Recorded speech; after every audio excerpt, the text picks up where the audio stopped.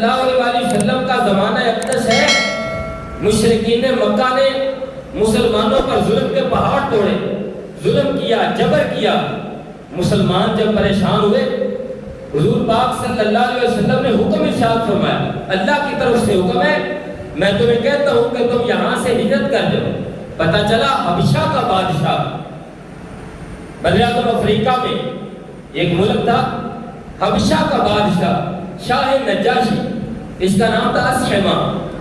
فرمایا پتہ چلا ہے کہ وہ بڑا ایماندار ہے، انصاف پسند ہے، بڑا عادل ہے، تم اس کے پاس چلے جاؤ۔ اس وقت صرف 15 مسلمانوں نے ہجرت فرمائی۔ ہجرت حبشہ جو اسلام کی پہلی ہجرت تھی، 11 مرد اور 4 خواتین، 15 مردوں نے ہجرت فرمائی حبشہ کی طرف۔ جب مشرکین کو پتہ چلا کہ مسلمان وہاں چلے گئے، ان کو آرام نہیں آیا، انہیں تکلیف ہوئی، پریشانی ہوئی۔ ہم ادھر ہوتے، یہ مسلمان ادھر ہوتے تو ہم ظلم کرتے ان پر، شاید ان کو ہم ان کے دین سے پھیر لیتے۔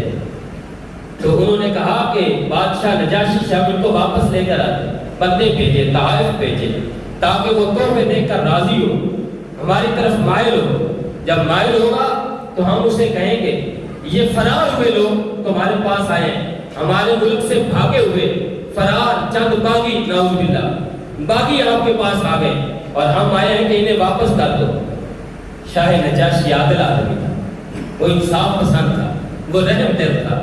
اس نے بلوایا مسلمانوں کی جماعت کو، پوچھا تم کون ہو اور کیوں آئے ہو؟ تو حضرت جعفر طیار رضی اللہ تعالیٰ عنہ نے جو اس وقت اس کے سامنے کھڑے ہو کر خطبہ ارشاد فرمایا، وہ خطبہ بڑا باکمال ہے، رہنمائی کا بڑا خوب ذریعہ ہے۔ کھڑے ہو کر ارشاد فرمانے لگے، اے بادشاہ، ہم لوگ گمراہ تھے، ہمارے پاس کوئی شریعت نہ تھی، کوئی دین نہ تھا، ہم بڑے چھوٹے کا احترام نہ جانتے تھے، چوریاں چکاریاں کرتے تھے، شراب کے لوگ عادی ہو چکے تھے، لوگ برائی کے عادی ہو چکے تھے، ہم اپنے رشتہ داروں کے حقوق سے بھی واقف نہ تھے، ہم برائی میں جکڑے جا چکے تھے، لیکن اللہ کو ہم پر رحم آیا، اس نے مہربانی فرمائی اور اپنے پیارے حبیب کو ہمارے درمیان بھیجا۔ وہ تشریف لائے، انہوں نے ہمیں بتایا کہ اللہ ایک ہے، اس کا کوئی شریک نہیں۔ انہوں نے شرک سے ہمیں بچایا، انہوں نے برائی سے ہمیں ہٹایا، انہوں نے ہمارے سارے برے کاموں سے، جھوٹ سے، چوری چکاری سے ہمیں بچایا۔ اب ہم جب سیدھی راہ پر آئے ہیں تو یہ لوگ ہم پر ظلم کرتے، ان سے، ان کے ظلم سے بچ کر ہم نے آپ کے پاس آ کر پناہ لیا ہے۔ انہوں نے کہا جو ان پر اللہ کا فرمان نازل ہوتا ہے وہ تو سناؤ۔